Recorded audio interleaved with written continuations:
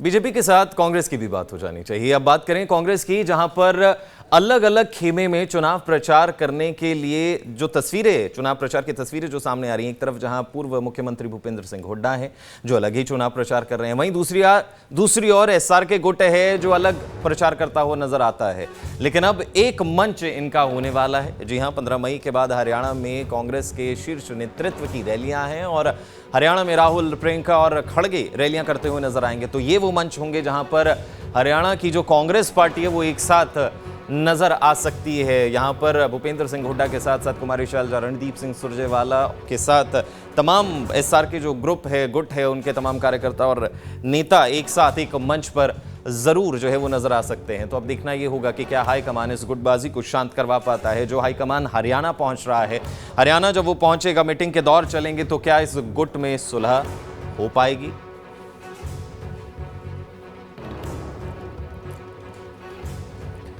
क्योंकि हरियाणा की अगर मैं बात करूं तो हरियाणा में इस वक्त जहां मेन मुकाबले की बात की जाए तो बीजेपी और कांग्रेस के बीच में कड़ी टक्कर है। लेकिन जो तस्वीरें निकलकर सामने आती हैं मंचों की, क्योंकि इस वक्त तमाम जो नेता हैं वो मंचों से जनता को संबोधित कर रहे हैं और मंच से ही अपनी ताकत का प्रदर्शन भी कर रहे हैं। लेकिन कांग्रेस की बात करें तो जहां एक तरफ भूपेंद्र सिंह हुड्डा हैं जिनका एक अपनी पकड़ है हरियाणा में, अपना एक कहा जाए कि एक दबदबा है हरियाणा में, वहीं दूसरी ओर एसआर के गुट है जो ये कहीं ना कहीं उनकी बातों से, उनके बयानों से नजर आता है कि उनकी अनदेखी से वो नाराज नजर आते हैं। जहां कई उम्मीदें थी एसआर के गुट को कि उनके द्वारा जिन उम्मीदवारों के नाम लिए गए उन उम्मीदवारों को जो है वो टिकट दी जाएगी, लेकिन ऐसा ना होने पर कहीं ना कहीं वो जरूर नाराज होंगे। लेकिन अभी देखना होगा कि जब हाईकमांड हरियाणा में पहुंचता है, उनकी रैलियां होती हैं, तब ये तमाम दोनों ही गुट एक साथ होते हैं, तो क्या कुछ परिवर्तन हरियाणा कांग्रेस में नजर आएगा?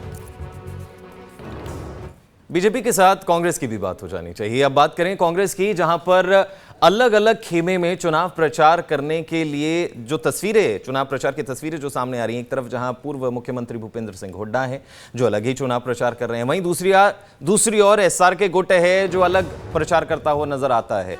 लेकिन अब एक मंच इनका होने वाला है। जी हां, 15 मई के बाद हरियाणा में कांग्रेस के शीर्ष नेतृत्व की रैलियां हैं और हरियाणा में राहुल, प्रियंका और खड़गे रैलियां करते हुए नजर आएंगे। तो ये वो मंच होंगे जहां पर हरियाणा की जो कांग्रेस पार्टी है वो एक साथ नजर आ सकती है। यहां पर भूपेंद्र सिंह हुड्डा के साथ साथ कुमारी शैलजा, रणदीप सिंह सुरजेवाला के साथ तमाम एसआर के जो गुट है उनके तमाम कार्यकर्ता और नेता एक साथ एक मंच पर जरूर जो है वो नजर आ सकते हैं। तो अब देखना ये होगा कि क्या हाईकमान इस गुटबाजी को शांत करवा पाता है। जो हाईकमान हरियाणा पहुंच रहा है, हरियाणा जब वो पहुंचेगा, मीटिंग के दौर चलेंगे, तो क्या इस गुट में सुलह हो पाएगी?